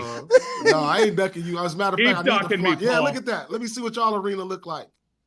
Are you serious? Let me see. Are you serious? Are you taking credit for the 1947? Hey, man, listen. You beat the Acme Packers. What are you show talking some about? respect for the forefathers. Show some respect for the history of the game. Show some respect to the pioneers of the game of basketball. Yeah. Our arena's LEED certified, I'll have you know. Nah, man, nah. You've been alive for 1 championship. Now, granted, you were on that championship team. I watched Boston versus Celtics growing up in LA. You watch Boston hear versus that. the Yeah. Celtics. Just because you hey, listen, dog. Hey, that's not gonna work, bro. You can't be like me. You gotta have the small one first of all. Okay. The small one. And it got built-in toothpaste in it. You just brushing yours. All right. You ain't got This was an excellent brush off. Look, I'm here for this as weekly episodes. If you guys want to do a brush off, I'm here for it. Check out new episodes of The Truth Lounge with Paul Pierce every Friday on the Draft Krings Network and at all the Smoke Productions on YouTube. You got anything else, motherfucking Ruiz, or you done? Yeah, get motherfucking Ruiz up out of here. They down 0-1. They're about to go down 0-2 tonight, and your season going to be over in the next 4 days. I only pay attention to Paul Pierce, and that's the truth. Oh, I dropped mine. Damn. I do not know this man well enough yet to say publicly that I love him, but I will tell you all that I love his work. Roy Wood Jr. has tours coming up in Portland, Los Angeles, Tampa, tour stops, Indiana, St. Louis, Chicago. If you want tickets, roywoodjr.com is where you go. It is nice to see you again, Roy. What brings you by? Because I know you love sports. Is it because it's such a giant day, the draft day? Is it what makes you sports intensive on today? You know, Dan, we need to talk a little bit about the draft where teams lie to their fan bases and give them hope and make you hang all of your hopes and dreams and disappointments in life on the shoulders of a young man coming out of a lot of NIL money. And I know we want to believe that this draft is going to be the thing that is going to change the lives of your team. I'm here to tell you it's not, especially if the team changed uniforms. I'm here with stats. Since everybody wants to gamble and everybody wants to decide how to spend their money every season gambling on stuff, I'm going to give you one sure bet for this year for the NFL. It is my gift to you and your fans. This is the stuff I couldn't do on The Daily Show. This is why I left The Daily Show. I said, hey, can we do a sports gambling football draft segment? And they said no. And I said, go get Jon Stewart then. You're going to give us a sure bet? You're promising the people. You're daring to be bold enough to promise. Hang on. Let's not get in the lawsuit land. I ain't say promise. I said I will, maybe we should work on the name. A semi-sure bet. Okay. I like that bet. All right. Semi-sure bet. But you're doing it with data. You're not gasbagging. See, you like facts. You're somebody, a lot of people have opinions, but you like your stuff backed by facts. Yeah. So we've got a couple of teams. I'll move fast through this because we got a lot of data to break down, but I'm pretty sure I'm right on this one. More often than not, I had a belief that NFL teams only change their uniforms when they've had a terrible season. Oh, wow. And it is a way to reinvigorate the fan base. It is a way to get people to buy merch again, the same way the Dolphins tricked me when they changed from the logo, the sperm whale. That's not a dolphin. Whatever that is on the helmet now, it's not a dolphin. Love Tua. I'm happy the team's competitive. But bring back the dolphin with the helmet on. Why does this dolphin have no helmet on, Dan Le Batard? He's going to get a concussion. You're so right about this. Put it on the poll, Juju, at Le Batard Show. Bring back the dolphin with the helmet on it. Yes or no? Yes. Mike says no. Wait a minute. What do you mean no? Because it becomes helmet inception. The dolphin's wearing a helmet that the team doesn't actually wear. So you have a dolphin and a helmet on a dolphin helmet on a dolphin helmet. It's kind of like the Baltimore Orioles logo, where the Oriole wearing a hat is a logo, but the hat that the Oriole is wearing isn't the logo or hat that they wear. This is fair. This is very fair. But my point is, I believe that teams psychologically have to figure out a way to reinvigorate the fan base. The draft is one part of it, but the league has also figured out now if we change the clothes, then maybe you'll think the team is different. But shout out to Matt and shout out to all the stat nerds that you have on your staff, Le Batard. Pulled up some stats for you over the last 20 years. Over the last 20 years, there have been 23 NFL franchises that have made some alteration to either their logo or the actual color scheme or uniform pattern, and also Commanders, because racism, we even threw that in. Okay. So out of those 23 teams, I want you to just give me a wild guess of how many teams had a winning season after changing their uniform. Well, I'm assuming, since you're coming on with big data, I'm assuming that it's very, very high, but in order to help you, I'm going to say 2. 6. I'm bad at the game. 23 uniform changes.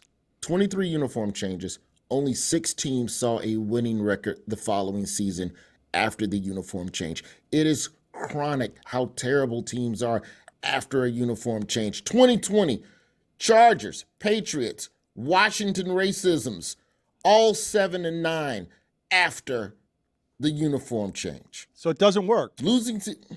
It doesn't work. Like, it jinxes it. Like, there's just something about wearing that old shirt, that old jersey, that old thing. You feel competitive in it. It takes a year to adjust. We hadn't even had time to do the adjustments for Major League Baseball and what the hell is going on with the little tykes, with the, we can all we see don't have time. We can all see their junk.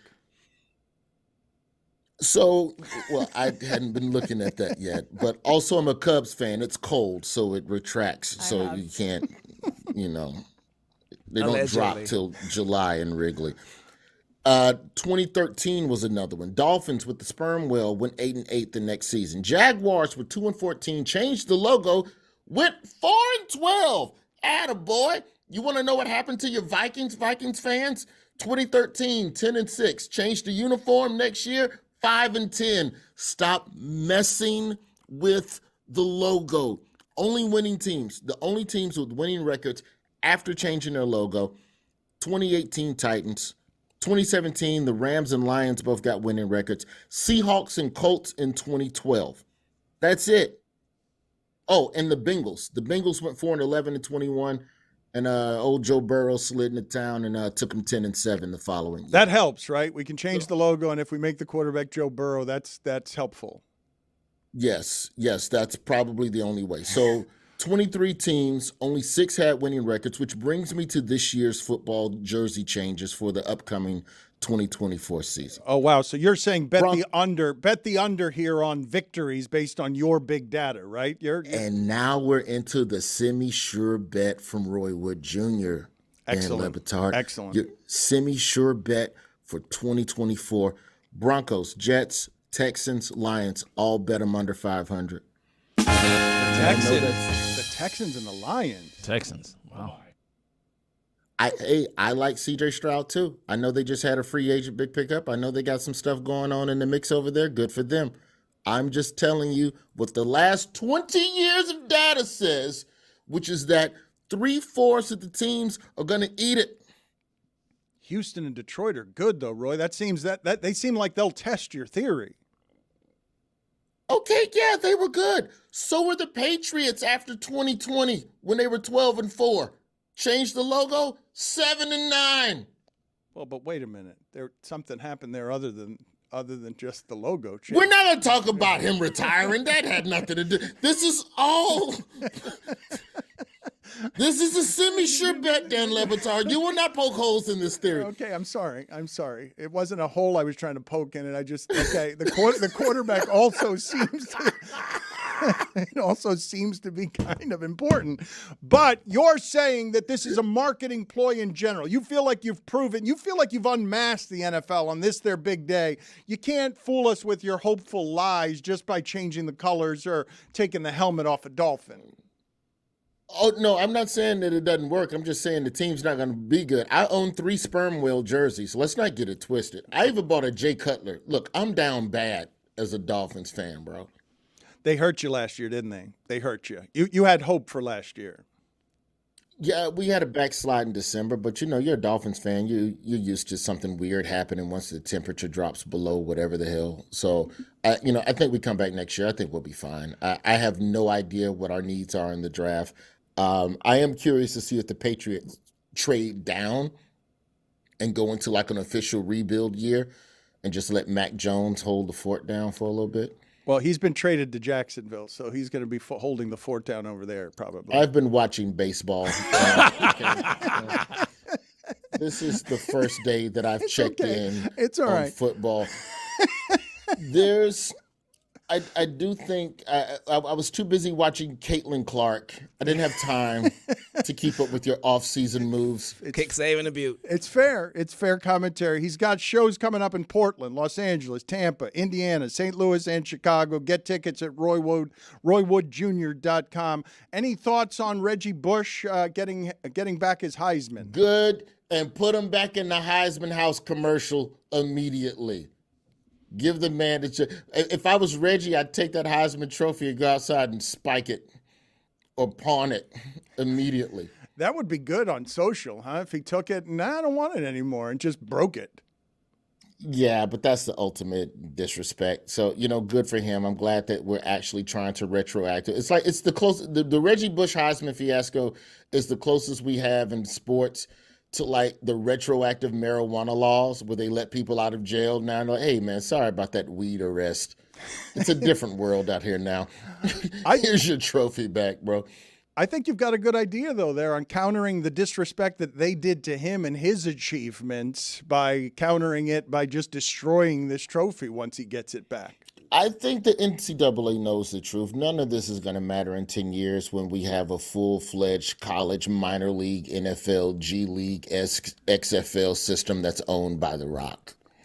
RoyWoodJr.com is where you go. It's good seeing you again. Don't be a stranger. We want to see you soon, all right? Broncos, Jets, Texans, Lions, all under 500. Lock it up for sure. The mics are hot? Now they are. All right, Dan, count us back in. They've been hot. Yeah. As soon as you got here, isn't that the way that works with you? You get in and mics get hot. Just keep them hot all the time. You didn't answer my question, though. If I made you sort of rank it on how it is that you felt about the you're down 5 with 28 seconds left. Yeah. You believe in this team. I believe this team is going to break your heart because I fear that the Celtics are better than everyone in the conference.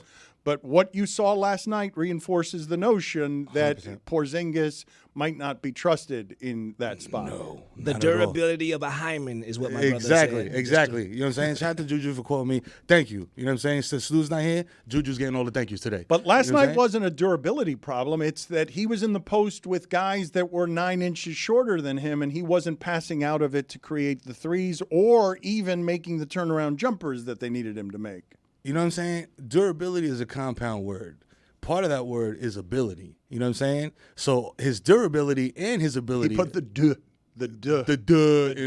durability. You know what I'm saying? Because he's out there catching the ball in the post, looking like Jesus on the cross, and you know what I mean? You got a 5'6" guy on you, and you're not making nothing happen. So what are you doing? Chris Stapps? You know what I mean? So, yeah, hey, you know, maybe Phil Jackson was wrong. Okay? I delight in saying that. Phil Jackson, you were wrong. Okay, if you're still alive. I don't know if you are. I'm sorry. Whoa, that'd be a $50 fine if you just killed Phil Jackson. He's still with us. He was asking with us. He's still with us. All right, cool. I just had to Google it. You know what I'm saying? That's why. Shout out to Who is the most hated figure in Knicks history, according to you? Like in terms of because Phil Jackson would be pretty high on the list. Falling asleep on the subway, trying to do the Pat Riley thing, lazy. Yeah. But honestly, it's funny. I had this conversation last night, like poolside over many blunts. It's Mike, man. It's Michael Jordan, dog. Like, if you're a real Knicks fan and you grew up and you were young, because I was young in the 90s. Like, I was like, like junior high, elementary school. So Mike broke my heart every year. So he is like the ultimate villain because unlike Reggie Miller, unlike Alonzo Mourning, all those other guys, we could beat them. It's like, you're beating these guys. You have a chance. With Mike, it was like, man, now it's Thanos now. But I was talking to you about like in-house, somebody who did damage to your organization from inside the house. From inside the house? Yeah, because Phil Jackson, when you mentioned Phil Jackson, I was thinking about where Knicks fans will get rabid on you fouled all this up. Phil Jackson, bro. It was Pat. It was like a bunch of guys. It was a bunch of different front office people, like just doing dumb stuff. But it is undoubtedly Phil Jackson. You know why? Frank Ntilikina, dog. You wasted a lottery pick on Frank Ntilikina, my guy. You know what I'm saying? You did that. And for that, I will never forgive you. That is a forever wound in my spleen, dog. I don't even say heart. Like my liver, you know what I'm saying? Another vital organ. Like he deflated one of my lungs with that pick. Do you guys have a Refran del Dia? You said you have one here for Como no. Oh, and you're going not Cuban this time. You're Vamos dominicano. Vamos Pal pana mío. Pal patio. Vamos pal patio.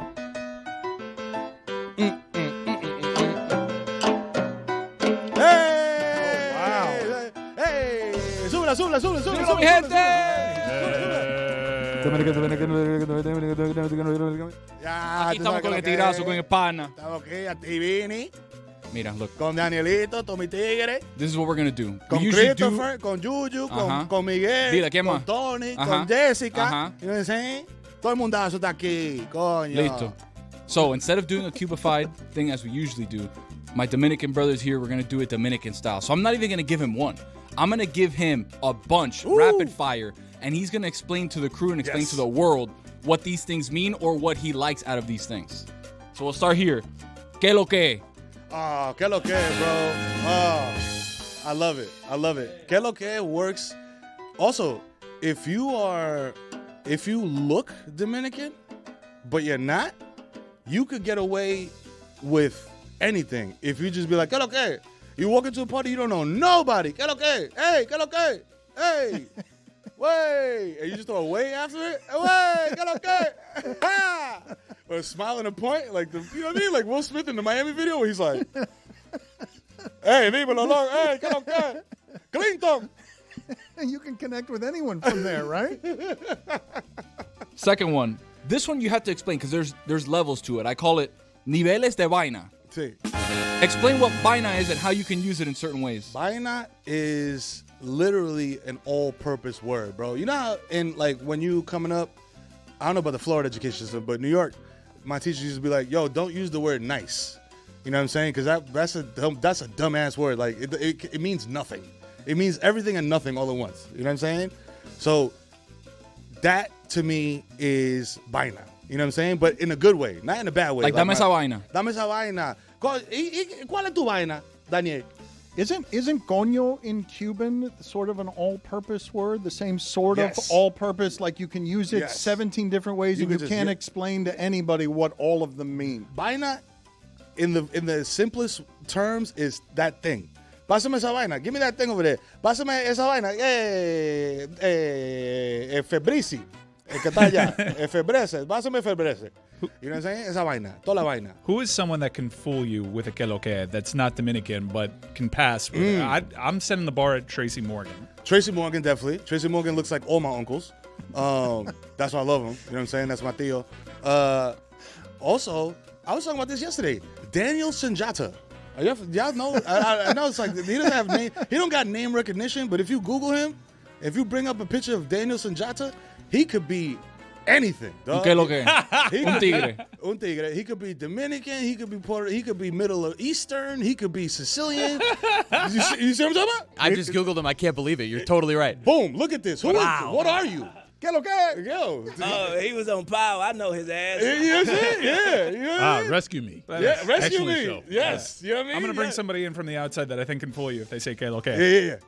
As we do that, Reggie Jackson. explain to people La 42. La 42. Oh, baby. La La 42. 42 for the real ones. La 42. If y'all, it's The Wire is a classic show, right? So I'm assuming I'm gonna go off the assumption that y'all are all familiar with the show The Wire. La 42 is a healthy version of Amsterdam. You know what I'm saying? It's just turned up all the time. ¿Qué lo que? Calle 8. De lo mío personal. No, that's 4K. Taylor. Hold on. Stay right there, That's Taylor. it. Taylor. Talk Knicks basketball with Mero since you're the secret Knicks fan that we have Yeah, here. the secret- But do it in Dominican. Papi, ¿qué tú crees? Dime. Dame luz. Put him in a bad spot. You got this, Taylor. Impossible spot. Just do it. Yo, use the trick, bro, that I taught you. I just taught you the trick 20 seconds ago. Que lo que? Que lo que? He's a slow learner. He's a Knicks terrified. fan. He's a Knicks fan who's Loco, scared. ¿Cómo tú te sientes de los Knicks ahora mismo en este momento? How do you? Yeah, see? Excellent work, You know Taylor. what I'm saying? I appreciate all your help. Dominican, Taylor could be Dominican because you don't even got to talk if you're Dominican, really. You just talk with your hands. Be like, nah. How you feel about the Knicks? Eso es lo que está. Eso es lo que está. Una vaina bien. Ratata. That's where you can use vaina. Una vaina, tremenda vaina. Una vaina bien, loco. Una vaina increíble. Tell them about los tres golpes. Oh, los tres golpes. Yo, los tres golpes is wild because this is how you know. This is why Dominicans are the best baseball players because you're working against yourself when you have tres golpes for breakfast. You know what I mean? Because people don't know. For that, those of y'all that don't know, you know what I'm saying? Tres golpes is a traditional Dominican breakfast that consists of mango, which is mashed plátanos, aka plantains. If you were born here, plantains. Mashed plátanos, green, not sweet, with salami frito, like fried salami, queso frito, fried cheese, and fried eggs. You know what I'm saying? So Estás listo. It's whew, You eat that, bro, and that sticks to your ribs. Well, literally translated, that's 3 hits, right? 3 hits, so like, those bang, bang, so you're bang. doing 3 terrible fried things to your organs for breakfast. Just coming out of the gate aggressively Dominican. Aggressively Dominican at 6:45 in the morning, right before you hop in your Lincoln Town car and get to work. What You know what I'm saying? what brings you to Miami? I did not know you were coming. You announced it. Not that you need excuses to come to Miami. You have been love it. absorbing this city for a long time. I feel like I'm part of Heat culture now. You know what I'm saying? It feels blasphemous to say. You know what I mean? But Heat meaning like because I'm hot. You know what I mean? I'm popping. Magill Mero in the building. Look at the traps. You're not answering my question. You're flexing. You're not saying why. All he's got to do is flex. Una vaina, mira eso. Una vaina bien, loco. I'm here. Vine a flexiar. You know what I'm saying? But I'm here I'm doing a series with MLB and Corona called La Vida Más Fina, where I speak to and highlight Latino ball players, from around the league. The fine life. The fine life. You know what I'm saying? Last episode was with Nick Castellanos, cubano. Lo vi. Estaba tremendo, papi. You know what I'm saying? Está buenísimo. Muchas gracias. Te lo agradezco. Shout out por el apoyo. You know what I'm saying? And today, when I leave here, I will be kicking it with Luis Reyes. And from the Marlins, local Miami legend, Luis Reyes, you know what I mean? And we're going to play the show and eat arepas, you know what I mean? Tengo unas cuantas más, Dan. I don't know if I can interject here for very quick. You can, but Refran del Dia was supposed to be one phrase. And no, we're it's now too big. on He's in person. It's too big. We can't contain it to one phrase. This is going to be a either or, okay? El Alfa o Rochi?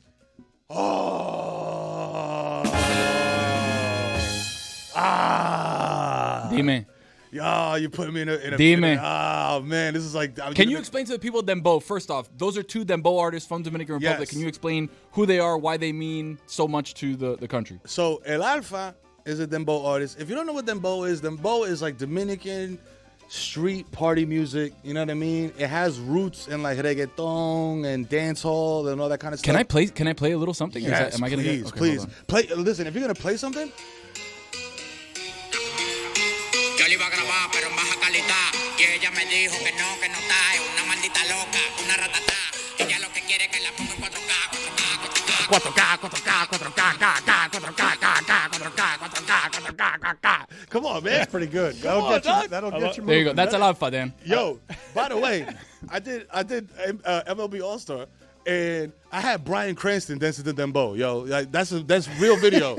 Bryan Cranston with a long ass white beard hitting the could you block at home plate. You know what I'm saying? Shout out to Bryan. I love that song that translates to just put it in, take it out, put it in, take it out. 4K though. That's the most important part. Brugal or Barcelo? Brugal, papi, con la mallita, tú sabes que cuando no hay cuarto, uno bebe un puchín de lavagallo. You know what I'm saying? Like most people don't know what you're saying. Brugal or Barcelo, rum. 2 different rums. Yeah. And what they call lavagallo is, in various Caribbean, Latin nations, they partake in cockfighting. You know what I'm saying? And I'm not talking about like Dawn Staley versus Iowa. I'm talking about like two. Oh, come two. on. Yeah, that was a dad joke. I'm sorry. 7 p.m. in Brooklyn is the show with Carmelo Anthony. It is every Thursday. Stephon Marbury is this week. That's right. That has to be great. Always good seeing you. Thrilled for your success. My guy. Billy, you were, and I know that's how you're built. You didn't want to receive the flowers for the great work that you did. That's a difficult production. Wrangling Stugotz when he's in Troy, Michigan. Yeah, Detroitish. Yeah. Did you hear what my strategy with that was? What was it? Well, so we had a conversation beforehand, and we knew that it was in Troy, Michigan, but we also knew if he knew it was in Troy, Michigan, he was not getting on that plane. So I just told him, it's Detroitish. It's right around Detroit. But then when we were like doing the bookings for the situation, Mikey, who's there with him, Danny, who's there with him, because it was in Troy, their hotel's in Troy. And we had a conversation, and we're like, well, they need to go to Detroit to do the interviews. And we're like, well, Stugotz is going to stay in Troy. We're like, maybe let's have him stay in Detroit, even though it's going to be a drive, because if he sees that he's not in Detroit, then it may be a challenge. So he didn't know until he was getting on the plane that was happening in Troy. That's you knowing that Stugotz isn't actually going to do not going to put the work in to investigate exactly what his itinerary is. Well, morning of, I got some text that he wasn't thrilled, but by that point, what are we going to do? You did a great job, and you've been consumed by all this. I thank you first and foremost, but it was Accept the flowers. No, it was a team effort. Like the video team, there was a whole army of people that were here last night to put that on that you didn't see. I gave them behind the their scenes. flowers too, but I was you were traffic directing. You were hosting. Also, Kristen, and Miss Cynthia. Oh my God, they took care of us last night. They did great. They didn't order enough pizza at first, but they made up for it and they ordered more pizza later. They were like 3 boxes. Like, guys, we're adults here. What are we doing? So you've had this to worry about. You have 2 kids. We've got playoffs going on. Your Seam had baseball's going on. Yeah. So I think you missed that it's Defenders Battle Hawks week. When did the XFL start? Oh, that's XFL? I thought that was highlight. It's not XFL anymore. Wait, is that highlight? Legitimately, aren't those highlight teams They do also? sound like highlight teams, but they're when's that season? Particularly that the season's going Defenders on. sound like one. That highlight season, Battle Chord season is winding down. Oh, an XFL season? XFL season's not XFL season. It's UFL season. But there is an XFL still, right? Sort of? There's an XFL conference. In the UFL. In the UFL. Hold on. Let me get the info here. Like UFL.com.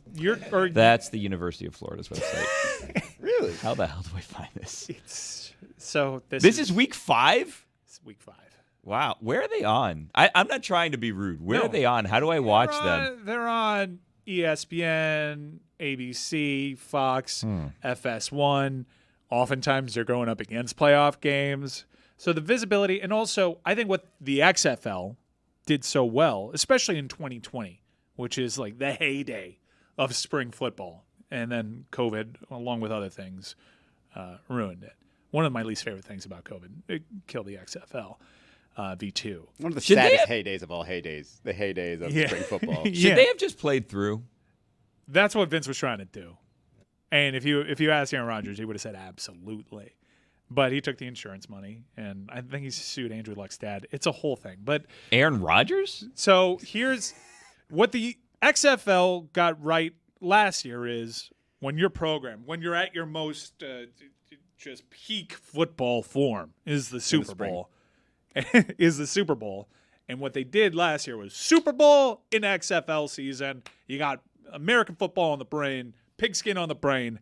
You got your XFL, and you keep that momentum going. Now, because of all the antitrust issues that this merger presented, the merger itself being complicated, they had to cool off on the idea of starting right back up after the Super Bowl. So you had this thing start up as all the other sports are starting to build the crescendo. So if this is week 5, did they start in the middle of March Madness?